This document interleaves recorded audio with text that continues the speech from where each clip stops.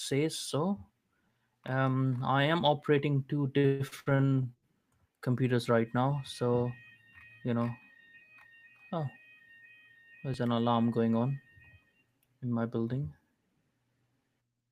fire alarm, but it's fine. No fire. Okay, yeah, it's live now. We are live. So, everyone, welcome to the World of Momos podcast, and we are live with Pete North. And Right there. we like I titled this. Sorry, go on.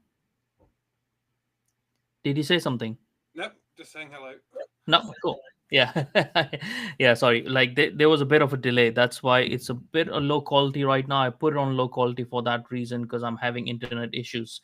I titled this, which will be on YouTube later, "Lost at Sea," because yeah, Britain is lost at sea. Everyone is lost at sea. So we want to discuss what is the current affairs, current state of affairs right now. Where do we see things going forward? Talk a bit about Tory leadership as well, because a lot of people think that it's not important, but it is important. When you are lost at sea and your ship has so many holes, you need someone to at least plug some of the holes so that we can stay adrift long enough to reach some sort of destination. And then we're also going to touch a bit about how we intend to discuss the manifesto that Pete has written, which I really want to discuss bit by bit. I want to make a series with Pete, so we're going to see like when we can get more time, and then every week we can have a live stream or recorded episode, however is more convenient, to talk about all the bits within the manifesto, because it's important for people to really deep dive into it. So yeah, hi Steve, how are you? I'm good, thank you. So what do you think? Are we lost at sea? Yes, is the short answer to that. I think it's certainly from my perspective as a political analyst of the right, I think we're in pretty terrible shape because there doesn't seem to be a vehicle that's forming up that's capable of producing a government that we actually want. Looking at the latest membership polls of the Tory party, it looks like Badenoch's going to win by a comfortable margin, Yeah.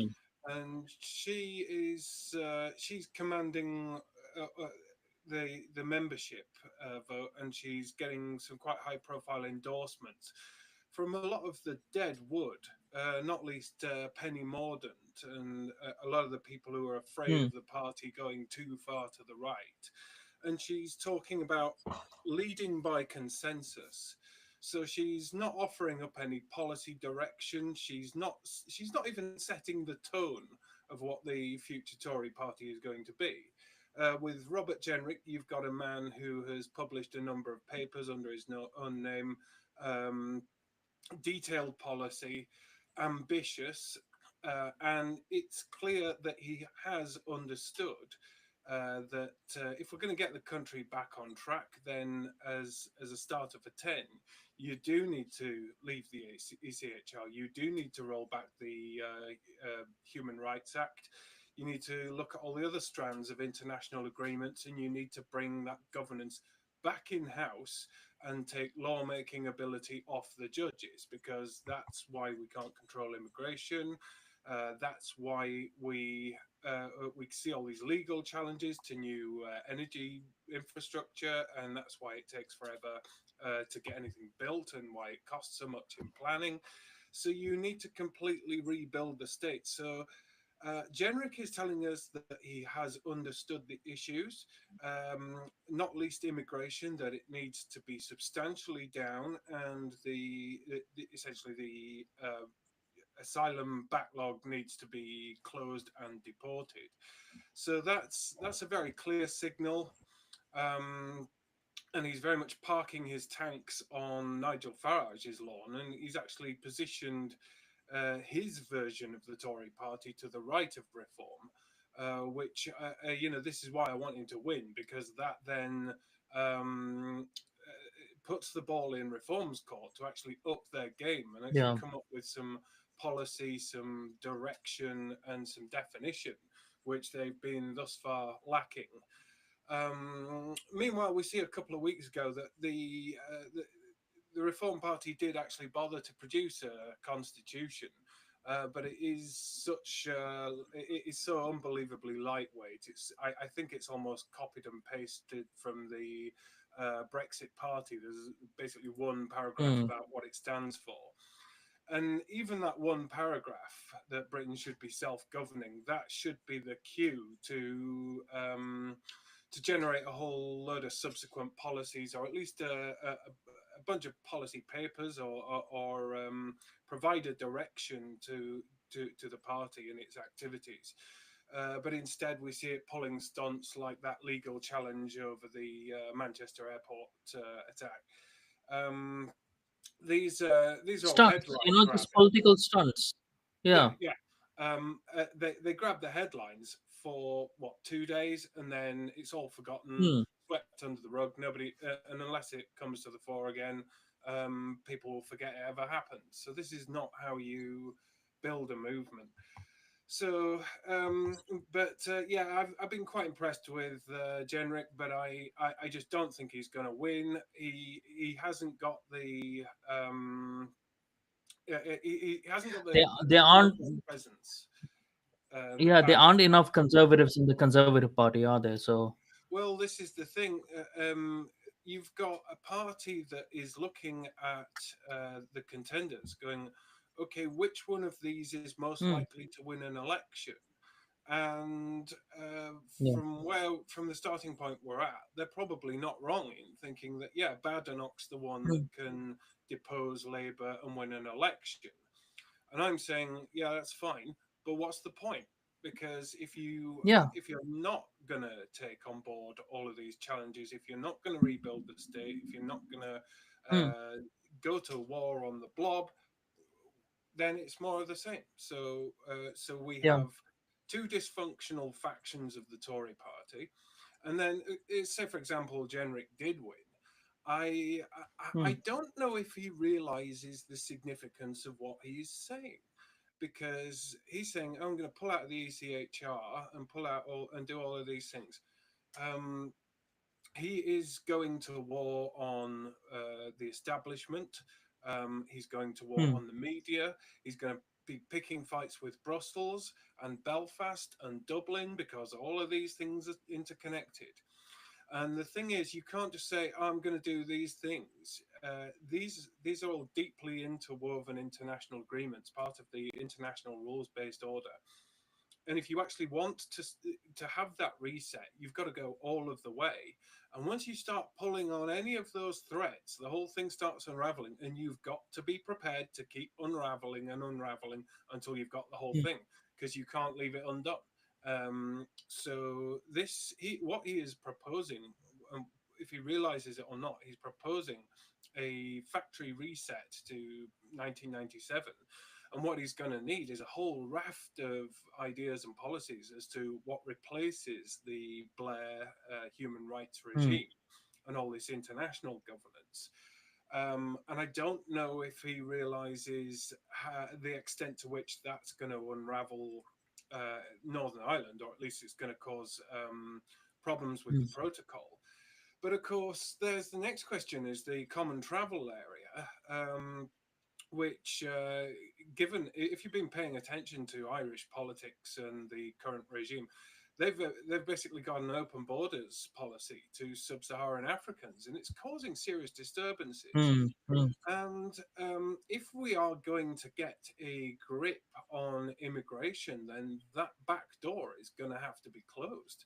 So we are going to have Yeah. to, I actually think, dump the entire Northern Ireland Protocol, which means you've got Genric's going to be going up against the Brussels machinery and all of the Remainer cohort, who are absolutely convinced that this will erupt in violence. So you then have to look at you have to settle the issue. So we possibly do need to look at a referendum on Irish reunification, or at least a referendum on the protocol, and whether a separate residual human rights regime is going to have to remain in Northern Ireland to underpin the Good Friday Agreement. But my view is Good Friday Agreement is now quite old.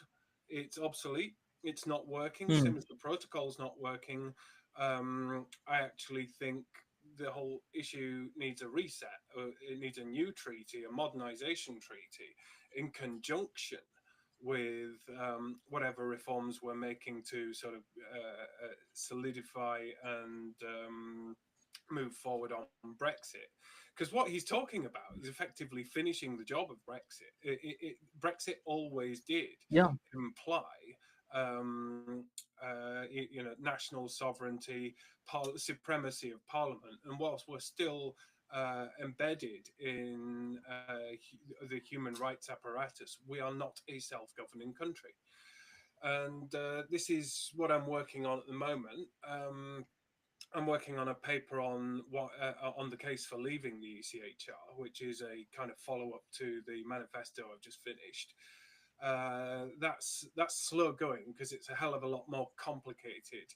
Because Hmm. we were signatories to the ECHR, same as everybody else, but we went one further and we actually ported it all into British law with the Human Rights Act.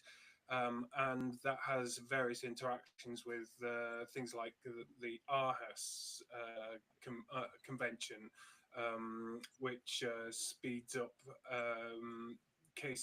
environmental cases being brought under the guise of human rights. And we saw this playing out when some Swiss pensioners took the Switzerland government to court, saying that they weren't doing enough on climate. So now that this is ported into law, you can't just leave the ECHR. You have to leave the Human Rights Act, but you also need to have an idea of what you're going to replace it with. And this is the problem, because you've got a lot of lazy thinkers on the right who just think, oh, just revert it back to how it was in 1997. Well, a lot of things have changed since 1997. A lot of public attitudes towards things like human rights have changed. The British Constitution itself has changed. So are you talking about rolling back the Supreme Court and restoring the law lords? And if so, there's a lot of constitutional traditionalists, the sort of Starkites, who would like to see that. But actually, we're dealing with a new generation who look at the House of the Lords and think, well, this is a weird abstract. Why have we got unelected hereditary peers and bishops, and why isn't it an elected upper chamber? Now, I was one of the traditionalists, and but the thing is, there's no question about it that the Lords does need reform, and the arguments for retaining hereditary peers, well, look, we already have a hereditary system in the Labour Party with all the nepotism going Hmm. on, and Yeah. to say that Stephen Kinnock is an improvement on his father, I don't think so. So the argument for tradition in hereditary setups doesn't hold. But this links in with wider reforms that I think are something we need to start a discussion about, because Labour has come in saying we need to address things like hereditary peers and removing the bishops and reforming the House of Lords. And there's, that's quite a popular point of view, even among people on the right. But my view is you either keep all of it or you keep none of it. And if we're starting to eat away at these redundant and obsolete concepts, then we do need to say, why are we still a member of the Commonwealth? And if you're saying, well, let's get rid of that because it's, this soft power instrument, it's just a stick to beat us with for reparations. It's not valuable in terms of trade. It isn't a customs union. It isn't a regulatory union. um, do any of the soft power cultural exchanges that happen under a Commonwealth aegis? Can we do that some other way? Does it add value? What value does it add to the average working class British person? Um, I couldn't tell you. And so, if you're talking about doing away with that, sort of taking the church out of politics in the Lords, perhaps an elected upper chamber, getting rid of the Commonwealth, then yeah, it's actually really time that we need to ask questions about the monarchy. I mean, we all loved Queen Elizabeth, the grand old lady, Mm. served the country with distinction. But you look at the smouldering wreckage of the royal family now, which is the spoiled Harry Windsor, um, uh, this and Prince Charles, or the King. I'm never going to get used to calling that man the King. He is as Yeah. much your establishment, deep state, liberal lefty as anybody else. And you see this mentality with the recent scandal of the Chagos Islands. You've got this institutionalized post-colonial guilt that is not only embedded in the upper echelons of the civil service, it's also in the Labour Party, but it's also in the monarchy itself. And so you've got all of the main apparatus that are supposed to defend us and promote the national interest that are actually actively undermining us. And this is one of the reasons Mm. I've come out strongly against Badenoch, because there's a sort of underlying attitude among our political elites that number 10 is this sort of branch of the UN where where we now Mm. take it in turns to have foreigners as our ambassadors, as our Mm. politicians, and now our prime minister. Now, I don't think it's racist or controversial to say that the British prime minister should be meaningfully British, but this is a woman who was born to Nigerian parents, entirely opportunistically came to Britain just to get the piece of paper, buggered off back to Nigeria, and then was educated in Nigeria, as raised as a Nigerian, and then went on to study in the United States. This is a woman who doesn't know us. Yeah. She does not know who we are. She does not know what makes us tick. She is not, in any sense, British. And people say, "Oh well, you're just racist," but this isn't a race thing.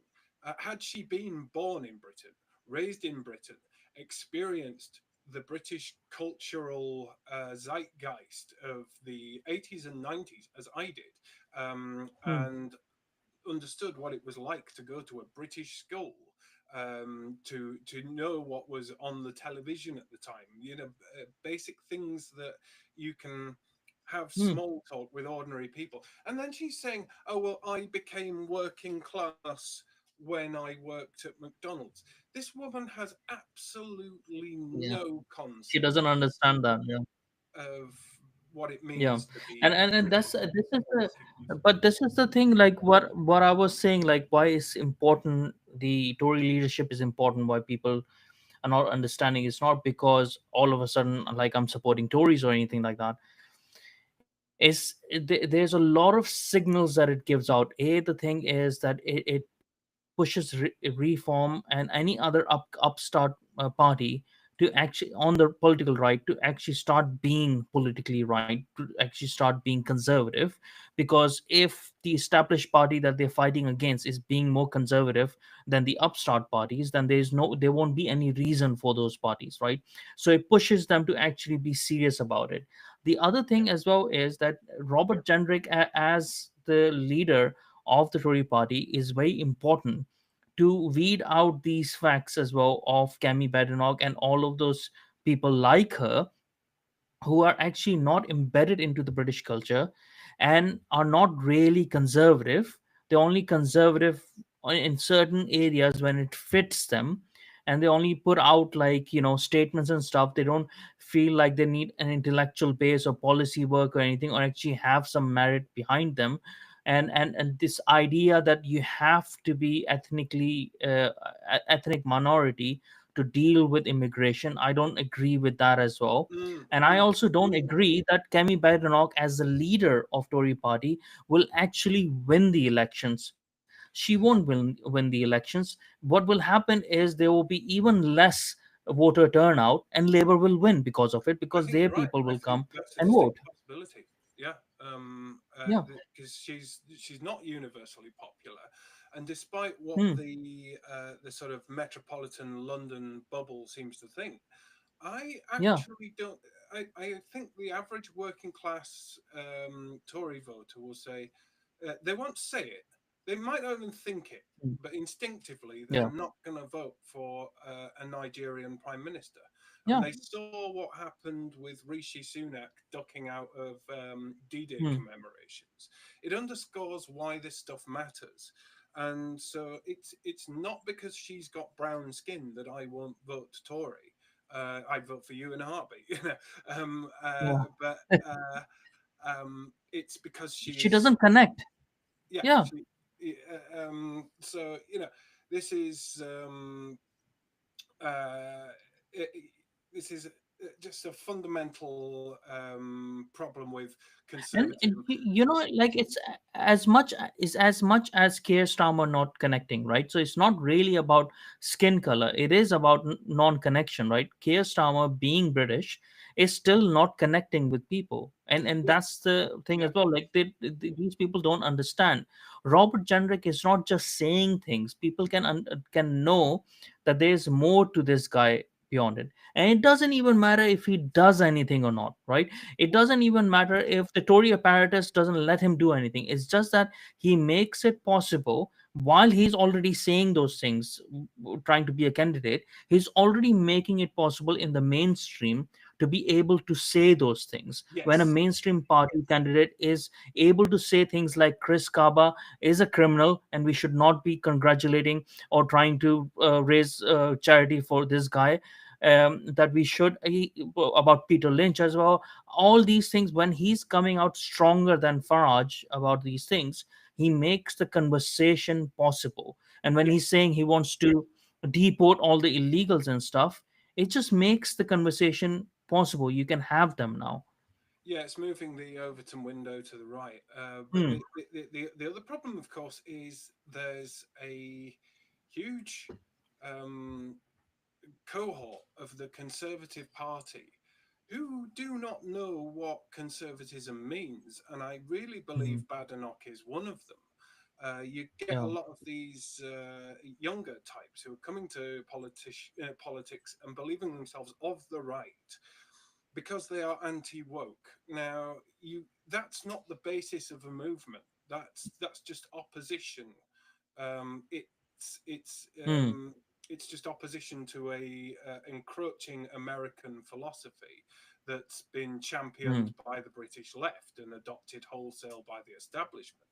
Now, you can fight against that as Badenoch does, but that does not necessarily make you right wing, and it doesn't necessarily make you conservative, because there's a lot of middle of the road, turfy liberal women who are implacably opposed to all this wokery, but they themselves are not conservative or right wing. J.K. Rowling being one of them. Yeah. If she Yeah. wasn't currently absorbed with fighting gender ideology, and this wasn't a thing, she would be throwing money at refugee charities and rolling out the red carpet for illegal She immigrants. probably already is. She She's probably already already is.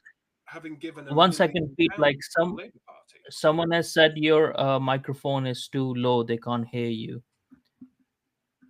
Right? Is that well? I've turned it up a little bit, so Uh, we'll see how that goes. Yeah, hopefully that's better. Yeah. Yeah, I mean, she probably already is and not telling anyone about it anyways. Like, and people like them are like, lefties are going to be lefties, right? You can't take that out of them. They're not conservatives. So, and with if within the Conservative Party, the reason why I want Kemi Badenoch to lose, it's not because I hate her as a person or anything like that. I just don't think so she's a conservative. I think so she's a Mm, liberal Democrat, like a lot of the people within the Conservative Party. And it's not about like this short termism. It's like, oh, she will win 2029. That's Well, what who will cares? you do with that win? Yeah, Who cares? I don't even want Robert Jendrik to win 2029 if possible. Think about 2034. So, like, think long term, like build something, get these liberals out of the party, build a proper conservative core, and then go for it. Then what he's saying will happen, not now, in 10, 15 years, but you first have to gut these liberals out. yeah. She won't do it. Well, this is Genric's problem, is that he is so definitive in what he's seeking to achieve, and comprehensive in terms of his policy, that he's scaring a lot of horses. So he could Hmm. come to power in 2029 and he simply wouldn't have the consensus. You've got Badenoch saying, I will lead by consensus. And that just basically means leaning into whatever this rabble of a party thinks and Yeah. compromising. Well, no, that's not Hmm. how you do it. You lead by defining your ideas and then you build the consensus for your own ideas. But that's not something you can do with the Tory party as it currently exists. You've got to rebuild the branch structure. You've got to give power to the branches over selection of candidates. And this is a Hmm. slow renewal process, but you at the same time need to discourage the Lib Dem, Liberal, One Nation, Tory wet types, Hmm. and where possible, exclude them from the inner circle. And just go, if that's how you want to be, you'll be sitting on the backbenches for the rest of your political career, and strongly recommend you quietly resign at the next election. Um, Yeah. let Labour scrape through, but then spend the whole time building up momentum, promoting the ideas. Hmm. We've got Yeah. into a very toxic habit in the Tory party of sacking a leader if they lose an election. That's been the norm Hmm. ever since Thatcher.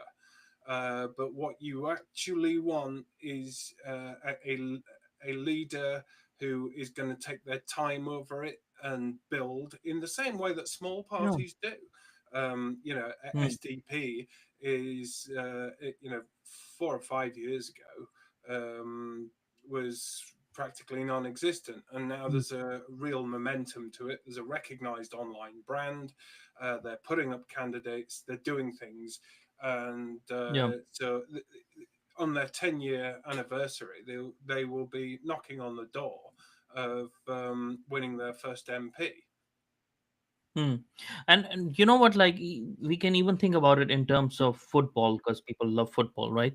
So even if there is a bigger, like, smaller clubs need to get time and have a manager for long stay, 10, 15 years, to build a philosophy, and so they can finally win or get promoted. But even bigger clubs need that, right? So there's a lot of bigger clubs like Chelsea. They will keep on firing their manager because they haven't won the Premier League or Champions League, whatever, and they'll come to a point which they are now, which they'll be in a bad state because they don't have stability. Or you can do what Liverpool did, was like, that's a big club, like, we can say, like, oh yeah, Tory is a big party and stuff. That was a big club. They said, okay, we'll get a manager. Doesn't matter if he wins in 1 year, 2 year, 3 year, 4 year. It's about he'll rebuild it. That's what Klopp did at Liverpool. And then they eventually became the club, re became the club that they are today, right? That's sort of like, that analogy used within politics, that's sort of like what you need within the Conservative Party. You don't need them to Yeah, win the next elections or next elections. you need to Someone to build. build it long term. Yeah, actually need to build a party within a party. And I think on Hmm. that basis, it would be better if Genric did lose this time around, let Badenoch make a total cock up of it, and then Hmm. be built using the next 4 years to build his own replacement movement. Hmm. Because what over at Reform, they believe the job is to get so many people elected and then peel off the right of the party to become a party of government. Uh, Hmm. Now, that's been Farage's pet theory for more than Yeah. 20 years now, but it's just not going to happen. It's not possible because, as I keep saying, there is no intellectual definition mm, to reform.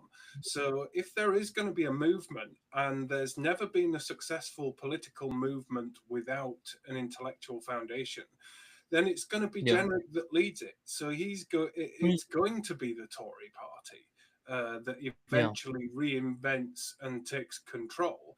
And what I mm, think is the most likely scenario, if Jenrick manages to lose this leadership contest, um, Badenoch goes on to lose in 2029. He then takes over, rebuilds the party, and then, just as the Conservative Party is the Conservative and Union Party, mm, you could have a Conservative and Reform Party, which was yeah, a formal alliance, but one that was run on a confidence and supply basis, where the mm, Reform component would say, we put it in the Constitution that we reserve the right to abstain on any votes if we feel mm, we're being sold down the river. Um, so we in the past we've had tacit agreements between the Brexit Party and the Tories, but I think a sort of formal deal uh, is on the cards in the future. Oh, and then you get mm, Jenrick just basically telling all the One Nation lot to piss off to the Lib Dems where they belong. yeah, yeah. But I also don't think so. Like that is going to happen till Farage is gone from the Reform Party. Um, Yeah, because I mean, nothing constructive is going to happen. And the thing as well is he's very short termism in this respect because he's not getting any younger. He wants what he wants. Like maybe he wants to peerage into House of Lords. I don't know what he wants, but I think so. Like there's enough people around Reform Party that can turn it into something useful, something that we would like to see and actually move towards an intellectual base. Ben I Habib don't being think one of so. those people. It's not going to But happen. they won't unless he's gone. Unless he goes. I Not don't think so even it's then. gonna happen. Not even then, Yeah. because Okay. Zia Yusuf is being groomed for Farage's replacement, and Yeah. Yeah. he's a very secretive man. Hmm. There's a lot in the public domain, but we know very little about who he is, what motivates him, uh, what his passion is, or whether he does have passion. I listened to his Hmm. party address at the conference, and it was just the standard right wing bingo caller of "isn't woke terrible, isn't immigration terrible, we should fix this, we should fix that." Hmm. There's no vision, no policies, no solutions, Yeah. nothing that inspired me to say, "Christ, this is the man. This is the man that's going to lead us and take us back." Hmm. Now, I don't get that impression of him. Hmm. So, and he's actually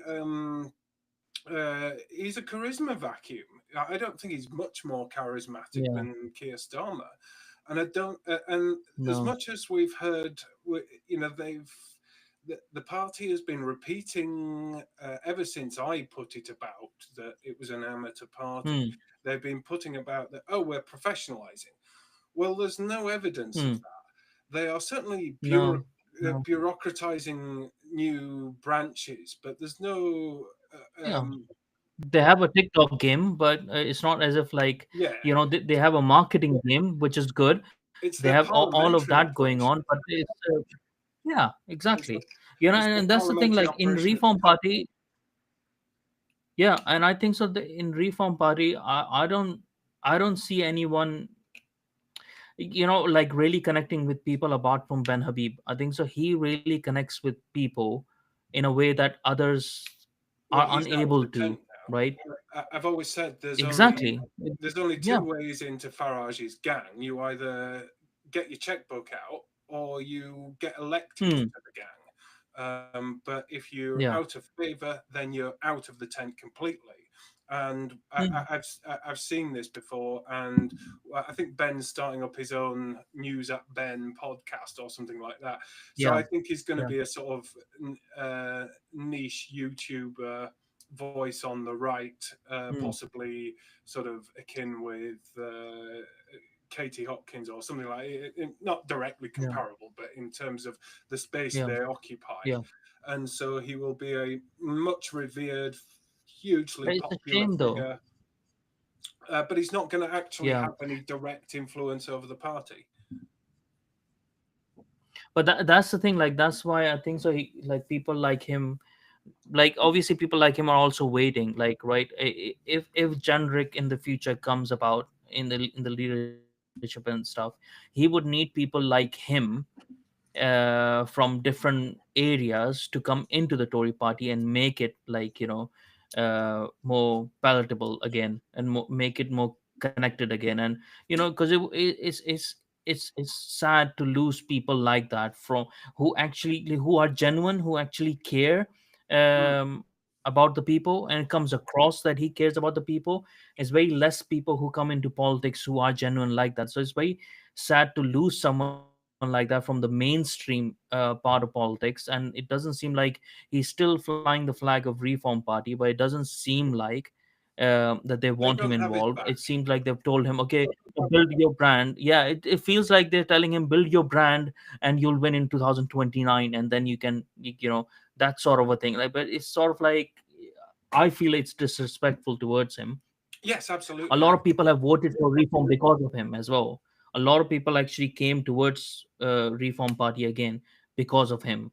um, but that's not recognized enough, because he has the intellectual base to actually do what he wants to do. But yeah, I mean, in the future, maybe like Tory party, when it actually reforms itself, that's a part that it can play. But as far as I can see, like every single party on the political right, every single one of them have some sort of problem, right? Some sort of baggage, some sort of personality problem, some sort of thing, small or big.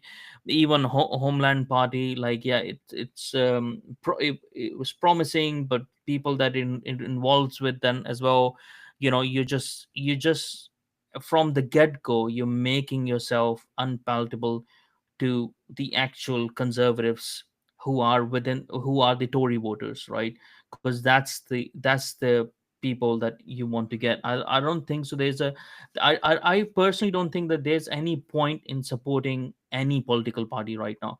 What Yeah, would be I good is agree. to build an intellectual base, Yeah, build an intellectual base, build a forum of some sort where where you don't just build policies and stuff, but you actually start. So this is my idea, like we start something, that we start educating the people, right? So the reason why we have all these incompetent politicians, the reason why we have this impartial blob within civil service and local government that is ruling over us, essentially unelected, is because the public has become unaware of how they are being governed. They yeah, are they are less educated as they used to be. So there need to be a program not to just reawaken the people culturally, but actually educate the people. Right, educate the people on how their laws work, educate the people on how the system works, and how the taxation works, how every single part of the law works, right? That combined with the policy, right? Because then they will have the capacity and the capability to understand the policies that a think tank like that would be proposing. So then yeah, the public will have interest in that policy, right? Because right now what they do is they make the policy so complicated, and they hidden within it, like the French philosophers used to do, just make things so complicated that you can't even understand, and that means, oh, it's a good policy. It's not, if you can't explain it properly. But but we have a people who don't. It's not as if like they don't have any interest. And it's not as if they're stupid as well. The public is not stupid, I wouldn't say. It's just that they have been taught to be stupid for a very long time, to be indifferent to how they're governed. And that's the education, I think so, that needs to come back. And once the public is armed with it, then you will get politicians out of those sort of groups. And then you will have a public that will won't just demand, oh, we get out of ECHR, or oh, just stop all immigration, but that demands a proper policy, right? That says, no, no, no, you saying bullshit. You're just saying those things. You're just saying like you anti-woke and stuff, but you're not understanding what the actual, like, we want this policy because it will affect that policy, and then it will affect that policy, and that's how we will be governed. I think so. That's something that, some investor needs to invest in, or the public needs to take interest in. You know. Yeah, you're not wrong. But a lot of politics, you're always going to get a large swathe of voters who are not going to pay any serious attention to politics, because there's a mindset that stems from the Chartists when there was, part of the Chartist agenda was to have paid MPs, and you don't want to. If you're busy in your life, you don't want to absorb too much of your time on politics. So there's a huge working class attitude that says, I don't do politics, that's what I pay my politicians to do. And there's a certain level of Mm, trust that your delegate politician is working on your behalf. That's why you elect them. And what's mm, been lost is any sense of scrutiny that MPs actually are working on behalf of voters. And that's certainly the case with the Labour Party, which has never been more nepotistic. There are very few people in the Labour Party that have run their own business. Very few on the front bench who've ever had a real job, and the way mm, to become a Labour MP is to be related to an existing MP or a policy wonk, to do an internship at one of the lefty think tanks, go to Oxford, get your mm, PPE degree, philosophy, mm, politics, and yada, and then get on the selection board of the local Labour Party, and you're essentially gifted, groomed for mm, a seat in Parliament. That's why I detested Jo Cox. Incidentally, she was, mm, typical well-groomed head girl who mm, worked in the NGocracy, and then had close connections with the Reeves family, and then selected on an all mm. women's shortlist. So the underlying assumption that the Labour Party represents and works in the interest of the working class has not been true for 30 years or more. Um, Mm. and so there's been a gradual realization of this, particularly that came to the fore during Brexit, and this is why we're seeing a Labour government. People seem to forget that Labour was not elected in its own right. Only 1 in 5 voters, only 1 in 5 of the people who actually bothered to vote voted for Labour. So this is a a party with a mile-wide majority, but it's only an inch deep. So this is not a Mm. party that has a mandate. And what we're going to see is more disengagement from politics as people Yeah, realise that the system no longer works for them. And I yeah. think, I mean, they don't have a mandate. They just like people are blackpilled, and people are like disengaged, like you're saying. Like that's not a reason to say, "Oh, Labour Party might not even exist within 10 years." If that's something that they are depending on, the people just being blackpilled. All people are waiting for is something with a vision, right? Something yeah, with an actual vision, achievable vision, not just like even Reform Party has were not able to get people out of their houses and actually vote, right? It's yeah. not as if like people just sense the fakeness of their vision. Well, I don't know if you saw the Election Maps Twitter account, but they did an aggregate result of the 105 council by elections since the general election.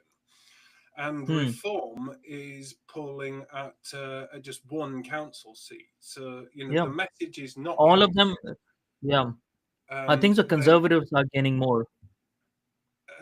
yeah, Conservatives have actually increased Yeah. their following, and that's still Hmm. under Sunak. So Yeah. there's still a low level reluctance to abandon the traditional parties, and it's clear that Hmm. reform has. I always said there was an inherent ceiling that goes with. This sort of sloganeering populism. And I think Reform have reached it. For however well they Hmm. did, I don't think they got more votes than UKIP did in 2015. It's just Hmm. an accident of arithmetic that they ended up with Hmm. 5 MPs. Uh, Yeah. so they're not growing. They might have media momentum, and they might sweep the Hmm. boards on TikTok and Yeah. get all the impressive social media statistics in. But we forget that the reach of social media is not what we believe it is. A lot of Hmm. people have just wandered off from Facebook. Yeah. Engagement Especially levels of conservative Facebook have voters. collapsed. The core conservative voters, they're not on social media. They don't actually, like, a lot of people that I know who are Tory voters and who are like have been Tory voters for a very long time, generations and stuff. They don't even know what's the current event that's going on, like what's the current thing that's going on social media, Mm. because they zoned out a long time ago from social media. Because these are people who actually have families. They're Yeah, not like single activists and stuff like that. They have families and they have jobs and they have things like that. They are more concerned about those things, about creating a legacy or whatever, and trying yeah, to achieve more in their life. They're not concerned about the current affairs. And a lot of these TikTok whatever things that they're doing, a lot of them get American audience anyways, who yeah. doesn't matter whether they vote for or Or not, a very right? young So audience who is actually too young to yeah, vote. exactly. And it Yeah. doesn't matter if Nigel Farage is an absolute lord with 14 and 15-year-olds, because what Hmm. matters is how those 14 and 15-year-olds vote in 2029. And they're not necessarily going to Yeah. be taken in by Farage when they're actual adults. And I've always Hmm. found that Farage's appeal is, I don't want to sound snobby, but he does. Hmm. It's the sort of low IQ end of boomerism. Hmm. Who people who are taken in by his slogans, who repeatedly Yeah. tell me it's like, oh well, we don't need policy, and it's early days, and they're a young party making excuses for the fact that a party that Yeah. fancies itself as a serious party of government still hasn't got any policies to speak of. Yeah. Yeah. And it's like people just this is the reason why I'm saying like that people need to be re-educated, right? Like a majority of them still won't be, but the majority of the people who are actually active in voting, the actual electorate, who bother enough to go and vote, right? You need to educate them on what you actually looking for, right? How you're being governed, why policies matter, how which policy is connected to which policy. And it doesn't have to be all about politics. It's just about like trying to help them be as successful as they can in their personal life, right? Have Mm. less losers in the society, because that means that you have an active participation and reason for participation in the society, because what happens to the society happens to you and your aspirations, right? So we need to build those aspirations back into the society, then they will have to take interest in politics, right? um Well, it's also about eh, objective, eh, hmm, because you listen to uh, reform, and there's a certain amount of Tories, and they rail against net zero. Now, net hmm, zero as a concept, most people don't give a toss about because they don't really understand what it is hmm, or what it's costing them. But yeah, they do understand objectives such as affordable heating for pensioners, and they might not get hmm, animated about net zero, but they do get animated yeah, when you pull the winter fuel allowance.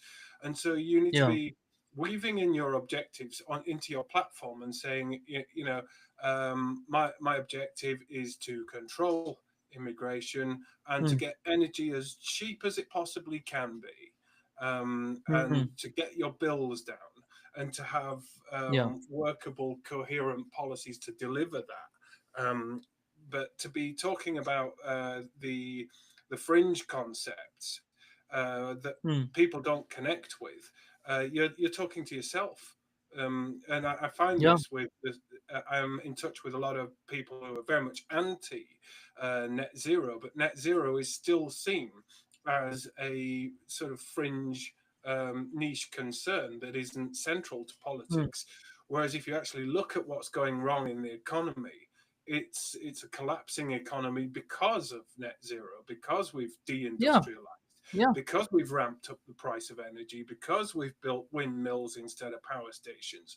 This is why the Mm. economy is quietly dying, and in conjunction with mass immigration, you've got two forces of nature that are going to collide sometime in the not too distant future, and it's going to make the streets less safe. It's going to make us a dangerous, less trusting country where everything's really expensive, and ordinary families think twice about heating their homes. That's Yeah. the negative vision.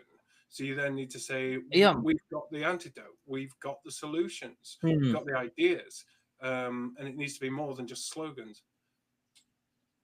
Yeah, and this is what annoyed me about when this whole thing came up about winter allowance and stuff, that no reform party person or no prominent politician went like, well, why do we need winter fuel allowance in the first Exactly. place? Because that's what you have to go to the straight away. You have to go to that. Why do we need that? It's because of this net zero, of because of whatever reason, because we're not building nuclear, whatever reason might be, right? It's like the main objective should not be to keep on giving people allowances, is to Mm, make sure that nobody needs allowances. That's yes, how I you mean, become successful. the whole winter fuel allowance is basically a bailout to deal with the consequences of a failed energy policy. And this is a consequence of Hmm. 30 years of policy neglect in energy. Yeah, exactly. And so let's come on to the topic of immigration, right? Because we've touched about immigration a lot, Mm, but it seems like people are still not getting it, right? So people are very emotional about a lot of things, but especially about immigration. So people either go around like become very hostile towards the idea of an immigrant, or they become too sympathetic towards immigrant that they are even gonna welcome criminals, right? yeah. So they're going on extreme. They're not understanding why there's an issue about it, why it's not a fundamental right for anyone to just walk up to a country and expect it to pay its way, Mm, right? And why like borders matter and stuff like that. So but I also think like as I've seen within the discourse on certain areas of the political right, that they are making it about not the policies of immigration, not the cultural and value cohesion within a nation, national identity cohesion and stuff. They're making it very much an ethnic base sort of a thing. And I think so that is right as well. There's truth within it, that you have to have an ethnic cohesion as well, or a majority of ethnic cohesion yes. as well. Mm, But when it's coming in the package with people putting up memes of showing disgust against mixed race people, right? Or like people in a mixed race relationship and stuff, and they're showing disgust against it, right? So you're entering into a different realm then, because yeah. you're mixing disgust with an ethnicity. This is not going to end well, and this is not something that even the majority is going to support anyways. I haven't seen that much of that, to be honest. I've seen Hmm. it creeping in, but I think it's very much a product of American politics.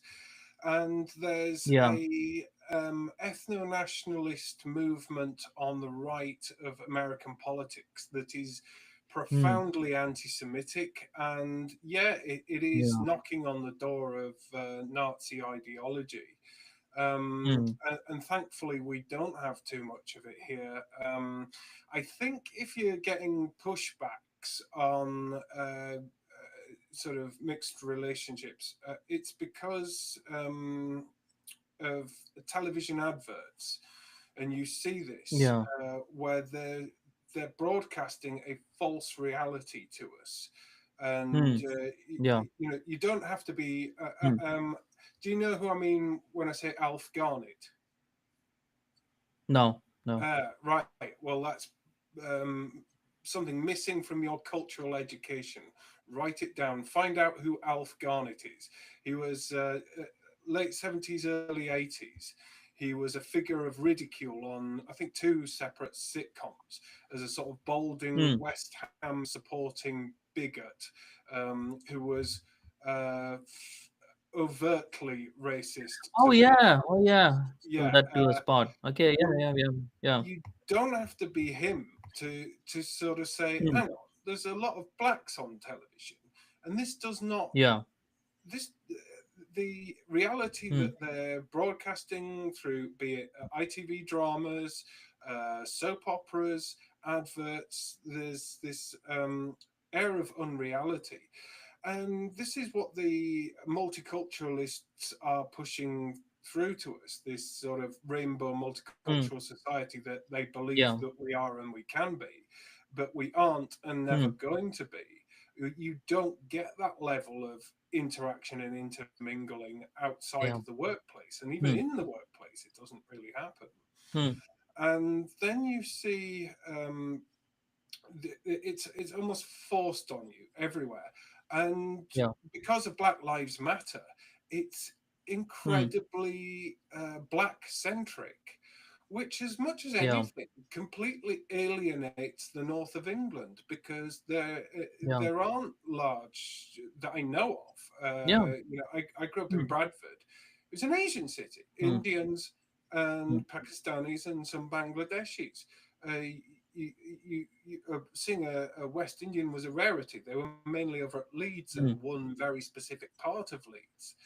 And so Mm. there's, as much as it is an unreality, it's a very London centric one that Yeah. focuses on Windrush and Mm. the West Indian black culture in Mm. London. But actually, even that is now a minority of black culture in London. So who are they Yeah. speaking for and who are they speaking Yeah. to? And so you're Yeah. getting a gradual pushback. But I thankfully think the any ideas about being anti intermarriage, interracial Mm. marriages, I think the British public will push back on that, and rightly so, Yeah. because you've got the Steve Laws end of things, where if you're remotely brown, you're not one of us. But I do think Mm. you can marry into Yeah. being British, and Yeah. I do think you have to respect people's choices and respect the institution of marriage. If you're bringing someone here Yeah. as a partner to bring up children, then Mm. that's a contribution in itself. That's a Yeah. different matter to bringing in entire families of foreign cultured people. Oh Um, yeah. Yeah. um, Because that's the thing. Like, there's so much nuanced conversations within it, right? This is why I dislike people taking it to that extreme, that, oh, if you're even slightly brown or something like that, you just don't belong here and you should be deported. And then, like, oh, somehow you're subhuman or something, because I see that it is the American influence that you pointed out, which but it bleeds through within social media. And it's sort of like it defeats the purpose. Like, okay, do you want people to assimilate, or do you not want to assimilate, or do you just want to tell people no matter what they won't be accepted, right? So ah, that is now then that's not helpful. this is an interesting question because I have been saying, the issue is assimilation or integration, Hmm. and Hmm. I've relied on that narrative for a lot of years when talking about immigration, but Hmm. it was put to me, what are they actually? Are they pick someone who is integrated? Are they actually integrated Hmm. into British culture, or have Britons been so completely robbed of their own culture to the point that where this neoliberal consumerist grazing strip, where we have become unintegrated from our own culture and our own society, and we're just individuals going about our separate business. Hmm. And then you have westernized immigrants who are also going about their separate business. Hmm. Does that qualify as integration? Um, No, that doesn't. And then you see yeah, that a lot on the left, actually. Ethnic minorities on the left, they have integrated actually into a British culture, which is anti-British, right? And for yes, them, that's in many integration, but that's politicians. not really integration. Yeah, Yeah, and people have been exactly. telling me, oh well, the Sikhs are integrated, are they? If they're Yeah, if they're gonna maintaining, be separate from, yeah.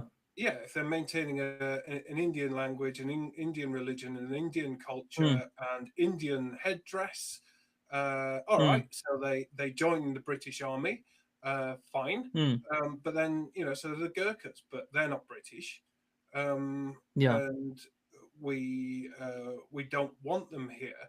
The whole point of getting the Gurkhas into the British Army was that you train up an officer class who go back with their forces pensions, and they become the middle class, and that's a means of civilizing a developing country, developing a ruling Mm, class of ex-army.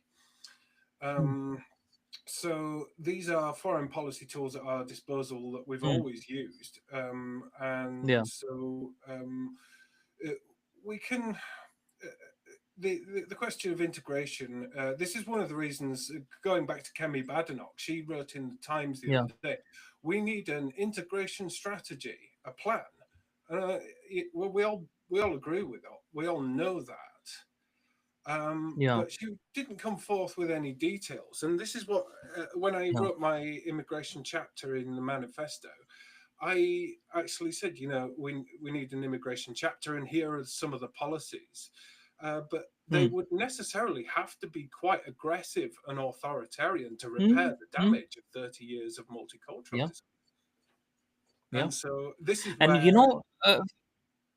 this is where one thing. Sorry, go ahead. Well, this is where there's a dispute between ethno nationalists and civic nationalists, where the ethno Hmm. nationalists are saying the civic nationalists are too soft. But you look at the party that supposedly is civic nationalist, i.e., Reform, Hmm. but it's not willing to do any of the robust integrationist policies that would be Hmm. controversial. Yeah. Therefore, it is not civic nationalist, it's just another multiculturalist Tory party 2.0 Yeah. that's going to stop short. Yeah. And so my argument is that an effective civic nationalist party with integrationist policies would look 95% similar to a coherent ethno nationalist party, because it is one that is Hmm. necessarily going to um, crack down on sectarianism, and it's going to Yeah. shutter illegal extremist mosques. It's going to go Hmm. into sort of separatist enclaves, break them up, move them out. If you're in social housing, then you're going Yeah. to actually enforce the diversity that you say strengthens people. Hmm. This is quite unorthodox for a live broadcast, but you're going to have to excuse me for 2 minutes while I Yeah. tell you. Yeah. Sure. Yeah. We'll just wait for Pete for 2 minutes while he comes back. So yeah, I mean, this is the thing. Like, I was actually talking.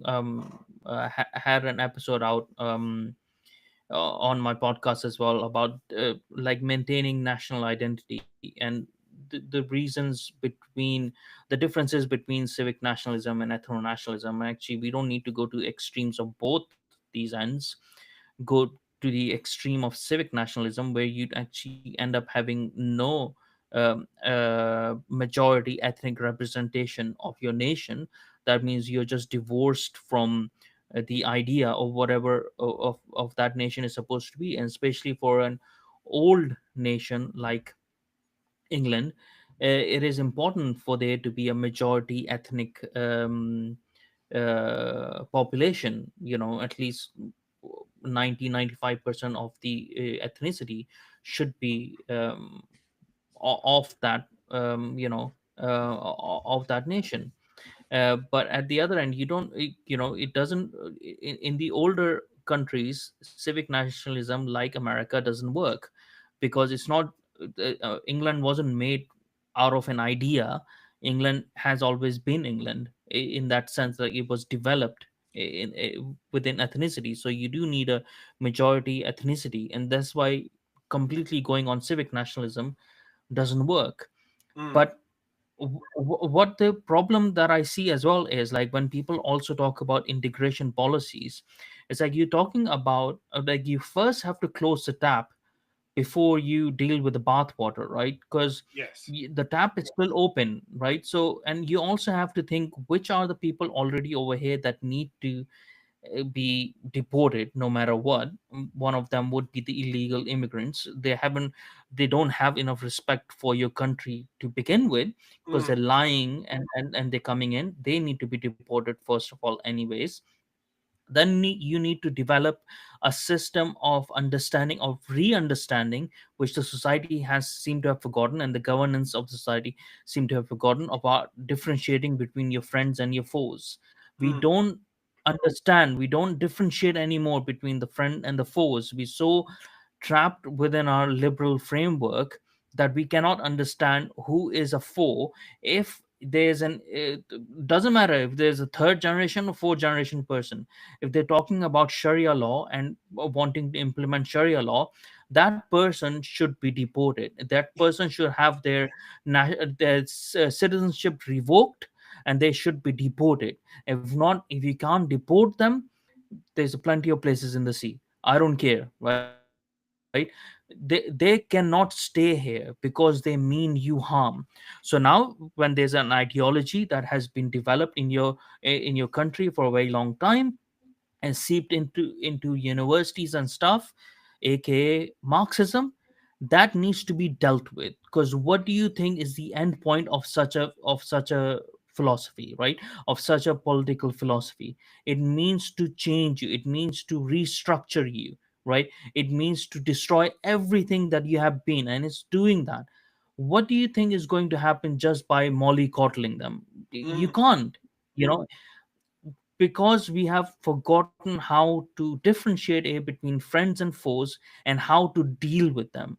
Every nation has the right to forcibly to use force to deal with its enemies Absolutely. Yeah. within its borders, at least, and we should not be restricted by some arbitrary international whatever laws to be able to do that, right? Any Middle Eastern country, if you pick it out, they will deal very aggressively with anyone they think it's harming their national identity. Yeah, Saudi Arabia does that, Middle East does that. They just pick those people up and they just deport them. If not, they put them in prison, or they actually give them death sentences, right? They deal with them because you Well, have to. for me, people often say you got to differentiate between moderate Islam and extreme Islam. But what we I don't think don't so. see, what we don't Hmm. see among supposed moderate Muslims, we don't see them making it into the political arena. Yeah. The Muslim MPs who stand up to speak in the House of Commons, which side are they on? They Hmm. represent Gaza. They don't represent their own Yeah. constituents, to the Hmm. extent that they're not even putting out electoral addresses in the English language. You had Naz Shah Yeah. at the general election Yeah. giving a face to camera talk in a foreign Hmm. language, which meant if I lived in Bradford, I would have no idea what my candidates were Hmm. saying because they were They speaking don't want you to know. Caucasian They don't language. care. And They don't then you care got about you. That's the thing. then you got Saeed Awazi, who Hmm. is supposedly the face of Yeah. moderate Go Islam, on. but she's pushing Hmm. for the Islamophobia definition. She Yeah. is she is an Islamist, soft peddling Hmm. extreme Islam. So you never see Muslims making it into the public realm who are actually prepared to denounce Islamism and to pick the same fights we are picking. I can't point to many Muslims who I can No. genuinely say are on my side. And I don't say this as someone who is inherently hostile because Hmm. you you look at places like Keithley. These are places that have effectively been colonized by Pakistanis. Hmm. And in those communities, there are old churches, nice buildings that have been allowed to fall into disrepair and absolutely black with soot, windows boarded up with cages over the windows to protect the stained glass windows. Some Muslims bought up a church in an area of Keighley. They sandblasted it back to its original Yorkshire stone. They put in new Hmm. stained glass windows, albeit with Islamic symbolism. Hmm. And they really went to town on restoring this building. And why shouldn't it be the focus of worship in a Muslim community? I don't see that Islam is inherently incompatible if it is forced to anglicize. And if, like churches, they open their doors so that that space can be a playgroup in the morning, uh, social functions in the afternoons, as an integral part of the community, as opposed to an alien indoctrination camp that extremist men turn up to. And that was always the problem with your backstreet mosques. And so I don't want us to get to a position where we're going to say, oh, we're going to ban Islam and deport anyone But this who is is Muslim. this is why Islam is incompatible, right? So you can actually not do that in Islam. Ah, There are now direct. there you've just insulted Britain because you know Britain has an extraordinary capacity, particularly Bradford. It doesn't matter how Hmm. colourful and exotic your ideology or your religion or your culture is. The all Hmm. consuming, depressing grey drabness of Bradford will more likely integrate you than the other way around. And uh, and I've seen this because you go up the Leeds Road in Bradford, and when the Hmm. Muslims first arrived, their shop fronts would be tatty, hand sign written in some Yeah. uh, language I don't understand. Hmm. Now they've gotten wealthier. Their signs are they might be foreign words, but they are English lettering. They've got westernized Hmm. styling. They are anglicized, and so are the posher end of the curry houses in Bradford. They Yeah. are highly anglicized, and so there is an integration process, but it's glacial. Now, the problem we have is that whatever progress we were making, when you have yet another surge of mass immigration, you get new people landing from Pakistan, moving into a Pakistani area, Hmm. and they're not actually surrounded by anything British. There's nothing British left to integrate with. And that's where you start finding whatever progress you were making is going into reverse. And so I think you need to look very carefully at areas But um, where Muslims have integrated in the sense that they have made a positive contribution to hmm. the communities they live in. And I could go to places like Hmm. Keighley and say, well, it's better that that old church is being sandblasted, modernized, and repaired Hmm. and is used than if it just sat there for another 50 years with its roof caving in to the point, some point. Some developer comes in, bulldozes it completely, and replaces it with a block of Hmm. flats or whatever. No, uh, these but this is all to do with the pace of immigration. So this at this point you've got to say, if you want immigration integration to work, you have to have a moratorium on all Yeah. settler immigration Now, for a I generation. do see. I do see your point, like about the integration of Muslims and stuff like that. But I've seen that within Pakistan as well, right? Within Pakistan, within Karachi, within Lahore and stuff, we had pockets of people who are moderates, right? So a lot of pockets of people who are like more successful, educated, and moderates, stuff like that. I was a part of that family, right? So um, uh, who don't follow Islam to the letter and stuff, who are more anglicized. And this is why I have the love of Britain and stuff, because that was my how I was brought up. But the issue that happens is that you have to be a really bad Muslim to be a good person, to be a good civilized person, right? And you really have to. This is the problem, right? So we can integrate these people no matter how much we want, right? As long as someone remains Muslim, further down within their generation, they will revert to their religion at some point when they're looking for identity. And if Yeah. they have been in this sectarian sort of enclaves like in Bradford and stuff like that, they might be out drinking and stuff like that. There's no guarantee that when that person is going to have kids, that that kid is also going to be a moderate, no matter how educated it is. That's why you see people who are doctors, who are engineers, who are PhDs they have, right? They still will commit terrorist acts. Yeah. Is because there's a flaw within the religion, right? This is why I No. don't think so. Islam has Islam has a fundamental problem where everything that is being said in the religion is not for it's not hypothetical, it's not like it's not a story, it's not metaphorical. It's an actual edict. It's something that Muhammad has told you, that is the word of God, and you have to deliver upon it, right? So when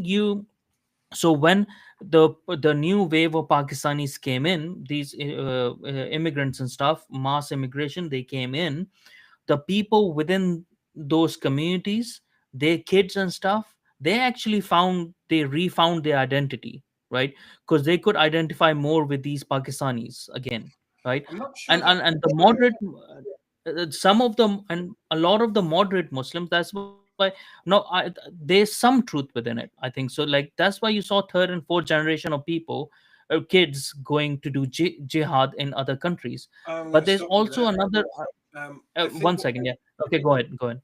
I think what we're seeing is the emergence of a diaspora version of Islam, because you get young men who've been brought up, say, in Bradford, and Hmm. they have a residual Pakistani accent, but they predominantly speak English with a strong Yorkshire accent, and they Hmm. sound more Yorkshire than I do. Hmm. um, and so they then go back to the home country. Um, they're still perceived in Bradford as Pakistanis, and they're perceived as white by white people as Pakistanis. But they go to Pakistan, They're to the not considered, backwoods yeah, of God Pakistani over knows there. where, and they're seen as Westerner, and so they don't Hmm. fit. They're too educated, they're too westernized, they're too liberal to ever integrate into Pakistani society. They are not Pakistanis, but by the same token, they are not quite British either. So there's Hmm. this uprooted diaspora of predominantly British Muslims who don't belong in either camp. And Hmm. so Hmm. they take tenets of each, but they look to Islam to give them a sense of identity. But the ones preaching Islam here are probably more extreme than you would find in Oh Muslim yeah, countries, yeah, because, as you yeah, say, in Muslim countries, they will go and crack down and imprison the yeah, extremists, yeah. whereas we don't. And so this is where you've got to have your But interventionist even like, Muslims. but we also have to see, like, even their moderates are extreme, right? So even their moderates are extreme or very highly conservative from our point of view. The Mm, problem, that what I'm saying is that these people can never fully integrate, or nobody can ever fully assimilate or integrate unless they give up their tribe and join the British tribe fully, right? You can't ah, become British unless you say, no, like my culture, whatever I came with, yeah, I'm bicultural, I have that other culture, but British culture takes precedence, right? And that that also involves intermarriage into Western intermarriages and stuff like that for that person to become that. Islam would not allow it, because Islam does not allow people to get married Hmm. with people who are not Muslim. So whoever they become married with, they have to make them Muslim, right? So there is a block over there. The only way that these people, it's not about ethnicity at all. The only way this, it would be foolish for me to make it about ethnicity, as I have Pakistani ethnicity myself. But the only way that it can happen is if they disengage with that tribe. They say, okay, otherwise what's the point of nationhood, right? How can I be Japanese if I'm still British? How can I be British if I'm still Pakistani, right? Obviously, when it comes to heated situations, I'll have to choose one over the other.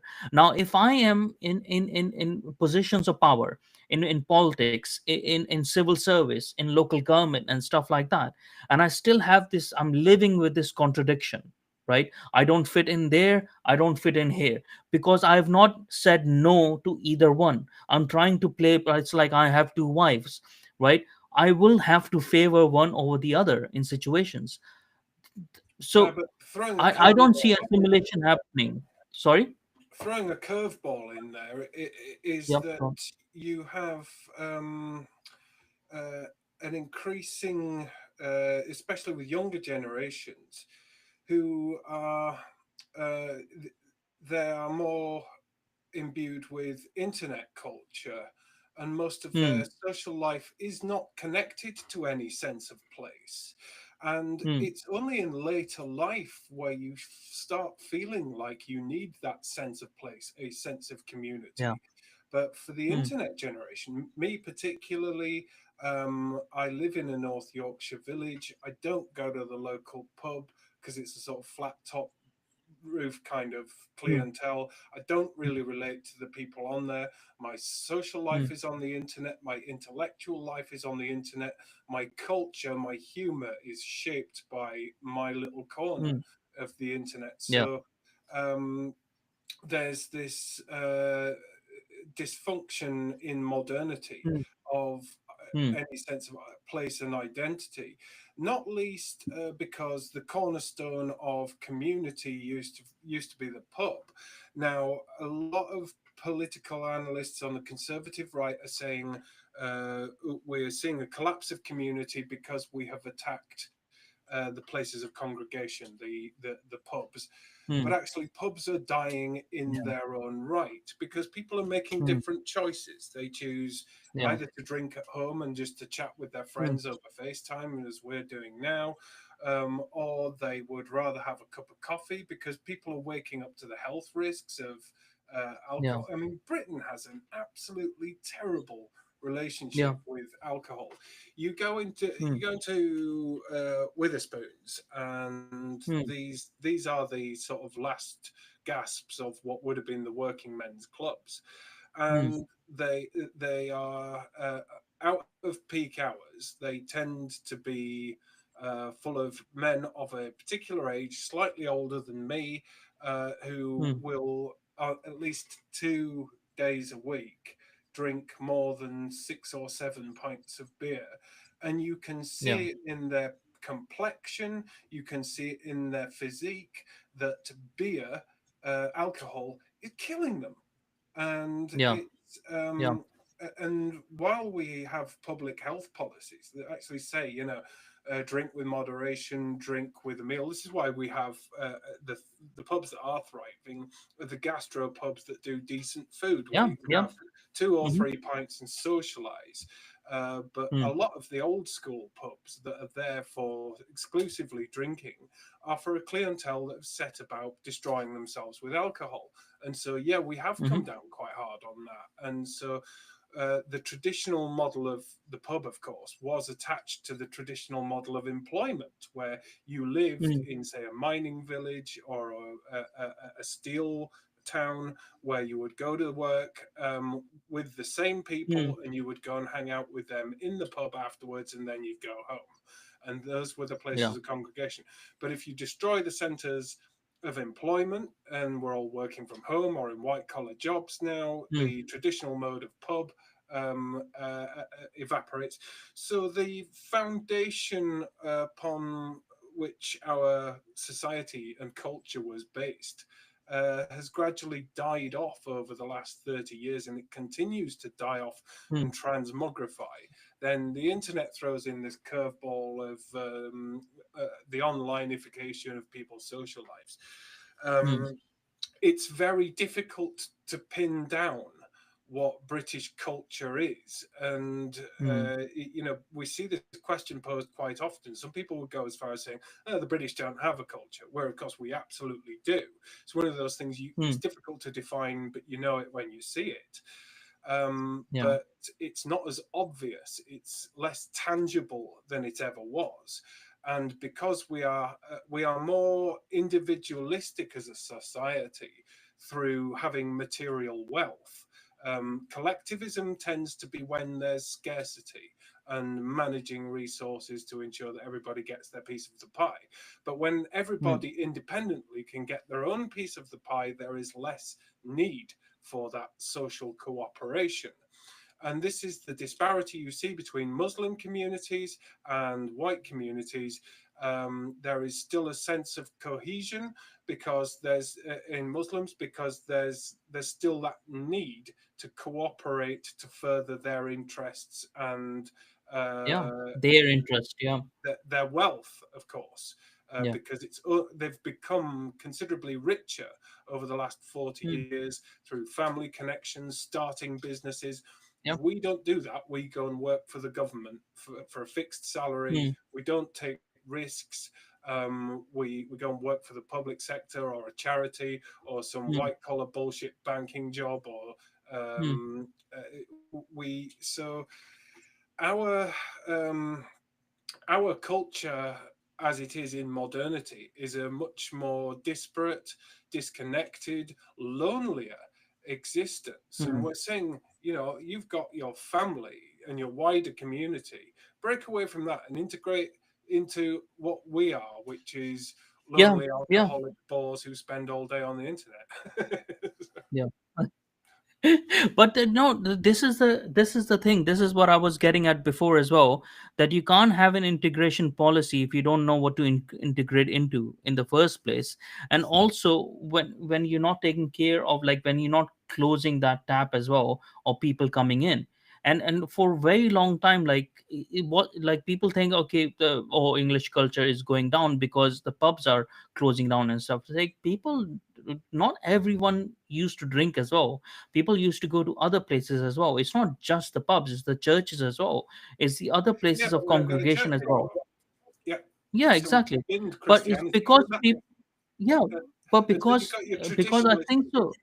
You've got your Hmm, go on. traditionalists saying, "Oh, we need to," because there's this dispute between ethno-nationalism and civic nationalism, and then what we're Hmm, starting to see creeping into UKIP and Britain First Christian is nationalism, the yeah. need to revive Christian nationalism, and Hmm, they are saying, the faith underpins the community, and they're learning from Muslim communities, saying, we're doomed if we don't rebuild Christianity.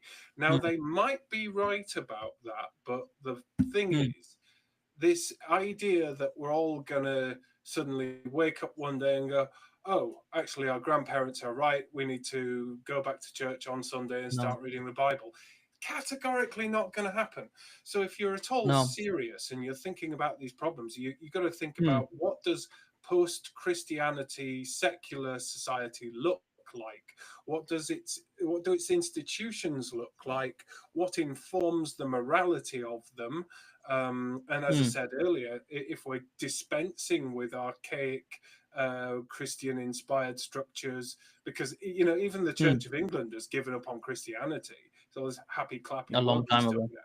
So if the church has given up on Christianity and the people have given up on Christianity, and we're gradually moving to a more egalitarian means of governing ourselves, then yeah, we do need to think about binning the Commonwealth, binning the monarchy, and beyond that,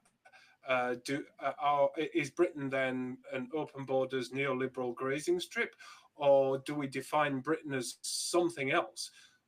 A post-Christianity, post-monarchy Britain is a new country. So what's the basis of that new country? What are the rules it operates by? Who does it Hmm. include, and who does it exclude?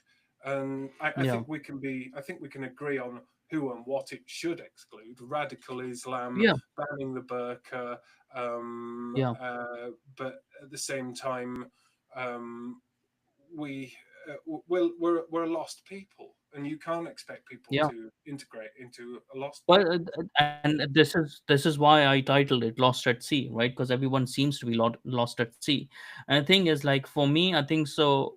Like there could be a sort of Christian revival, in different pockets and stuff, which which informs people, like sort of reconnects them in some way. It might not be like in complete practice way and stuff like that, but it could be like it still connects them. Okay, this is your past and whatever it might be. But the main point is for me is to recreate a natural affinity that people used to have with each other. It wasn't because people weren't going to the pubs because primarily just because for drinking. They weren't going to the churches just because of drinking. They weren't going to the garden centers just because they like gardening and stuff like that. It's I think so it's because people had a natural affinity to each other, and they trusted each other. There was a high it built into a high trust society. You could go on your own anywhere, and you could have a good time, right? Like even before in the pubs, it used to be you could go on your own in the pub, and you would find people to talk with and like have a pint with and whatever stuff like that. So but that is eroded because of many different factors of and huge factor is immigration, because we have included so many people Mm, with whom we don't have a natural affinity, right? Whom we cannot trust, who do not speak our language, who do not act in our way, who do not understand the customs, right? mm. Who we cannot trust with our kids, who we cannot trust around our wives, right? You've And stuff picked like these things matter. you've picked up an I interesting think point that's there. eroded. Who do you Hmm. trust with your kids? Yeah. Well, if you want to rebuild uh, a high trust society, we've got to Hmm. undo a lot of the paranoia that came from 1997 onwards, where instead of it used, if you wanted to go out on a Saturday night, you would get the neighbors' kids to babysit your kids. But now, no, you've got to have Hmm. a registered babysitter, a registered nursery, and these Yeah. we've professionalized child rearing so mothers can go to Yeah. work. And that is a huge financial drain, not just on the state, but on families themselves. Um, and we used And to have, it erodes that natural affinity as well, right? yeah, Because like informal. now carers are like, now like your neighbor taking care of your grandma is not like he has to be a registered carer or someone, Yeah, right? He has to be unpaid carer, like it's, yeah, those relationships. but then we also used to have voluntary play groups that were run by the mothers Hmm. Hmm. themselves in church halls. But of course, we've Yeah. closed down the church halls, sold off the community halls. The only thing, the only residual thing left are these what's left in the old libraries, which seem to do anything but stock books these days. So all of Hmm. the places where people can come together and organize voluntarily, we're losing those places.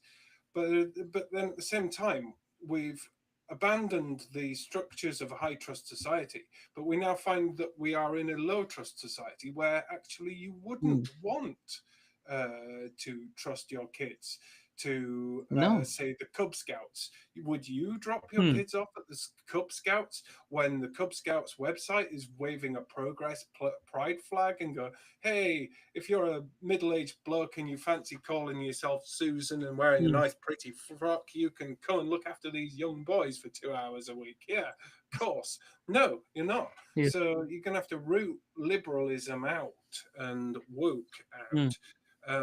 So the task, if you want to, if you want to re, if you want a society people can integrate into. You need to rediscover what was great about our society, which was the fact it was a high trust society. Rebuild the Hmm. institutions without Christianity, which of course is hugely difficult, but then persuade people that they should and they must start trusting each other again. But that's Hmm. made all the more difficult when you're importing vast armies of low IQ sub-Saharan Africans and And Asians, yeah, Pakistani men who feel entitled to yeah, snatch young girls and rape them. So how yeah, can you have a high trust society then? And then of course yeah. there's the way that we have changed. There was a video at Christmas, and it was a guy just walking through his neighborhood with his camera at the green on his council estate, and he was lamenting that, when I was a kid, Christmas Day, there would be dozens of kids out on this field. They'd be playing with their footballs or the bicycles that they've got for Hmm. Christmas, all the outdoor pursuits. But of course, now Hmm. kids for Christmas they get Xbox consoles that plug into the Yeah, TV. The kids are now not socializing with each other. yeah, because In it's safer the for extent, parents to monitor them. Yeah, yeah. So it's a low trust society. They can't let them go out and play because someone is gonna snatch them. yeah, well, when I was a kid, I was given a bicycle for Christmas. I would go for Hmm. miles. I mean, Yeah. 30 miles in every direction. Nobody Hmm. knows the hills of West Yorkshire better than me. And so, and we would be out interacting in with real people on a real world basis, and that's just not happening Hmm. anymore. Not just because the kids, not just because parents don't think it's safe to let their kids out, but the kids themselves don't want to go out. They want to be plugged into Yeah. their Xboxes and their gaming headsets, Hmm. and they're making friends with people in Canada, Brazil, and God knows Yeah. where. Anyone, and talk to literally anyone but the kid who lives next door. Yeah. How do you even Yeah. begin to fix that? And so until we address the fundamental dysfunctions in our own society, we cannot possibly expect anyone to integrate into it. This is the huge thing as well, right? If we don't fix ourselves first, we can't expect others who are coming in not to take advantage of us or would want to be us. Like, because what is us seemingly like, more and more progressively seems like a very dysfunctional us, right? So if I was like, let's say if I was Japanese, right, and if I wanted to come to Britain, I was like, no, I'm going to maintain my Japaneseness, because look at them, what the hell are they doing, right? So, like, yeah, I mean, I think so, you're right, along with like rediscovering or reinventing what is us.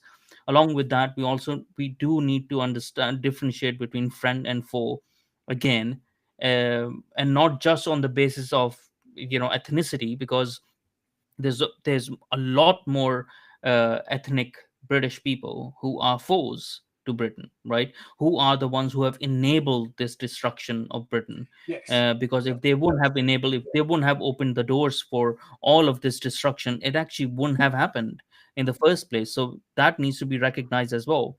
But yeah, I mean, it is. Oh, I think so. My video is gone, but that's also a sign of we have been talking for a while now, and Yeah. we should wrap up. Yeah. I've managed to pinch a nerve in my neck this week, and I've lost the Yeah. use of my right arm. So I'm on an Yeah. absolute cloud of painkillers, and I do actually need to go lie down for a bit. Yeah. So, Well, I hope you get better, and thank you everyone who was watching.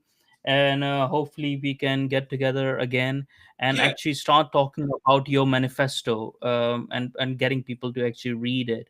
yes, that might um, be and I fun. yeah, and getting people, I want people to get interested in this idea that, let's say if you and I were to create something, some sort of a think tank and stuff, that people would actually, oh, Yeah, I think that's the way to go. I yeah, think instead of yeah, starting up new political parties, what we could really hmm, do with is a new think tank, because the ones that are based in London are so unbelievably out of touch. we've got policy exchange. And all the ones that connected to Westminster. They're no more in touch than the BBC. They've just completely lost it. So Yeah. I don't think we're going to get out any sense out of them. I think what we need is to build up No. a network of new think tanks that are based outside of London, who actually live with the Hmm. consequences of decisions that London Yeah. makes. And I think so it would be very easy to attract a lot of good people, a lot of Yeah, the experts and right stuff people out into there. it. Yeah. Mm, And we yeah. actually yeah, so I think so, like during this series of us discussing the manifesto as well, I want to encourage people to actually think about it. And if you want to show support and stuff, maybe I'll do a poll, and I'll put it on my Twitter profile, pin it up over there, if people want to, do people want to contribute to something like this or not. Mm, We have a lot of people, if they want to contribute, like it's not just about a think tank, it's about re-educating the public as well, about how they're being governed, how they can be better at things, and actually reviving the culture, not through just singing and dancing and stuff like that, but actually through knowledge, mm, and sort of reinvigorating the whole nation into wanting to learn things as well as it used to be. Pick up reading, because people have lost this habit of reading as well. There's a lot of things that can be fixed, and people, like you said before as well, people are busy in their lives, right? So it's not as if like we don't have to keep bring people back into the classrooms. If the life has changed, if the culture has changed, or how people are interacting with knowledge has changed, then we have to adapt on how we are giving people the required knowledge. So if we can build something like that, I think so that is the only thing I see saving people, and from it we getting the politicians which we actually need, building policies that will help in the long term, because there's no hope in any of the current political parties, I think so. indeed. But yeah, my camera has gone anyways now, so Right. thank you everyone for watching, and hopefully we'll catch you guys next time. Thanks, Pete. See you later. Cheers. See you. Bye. Bye.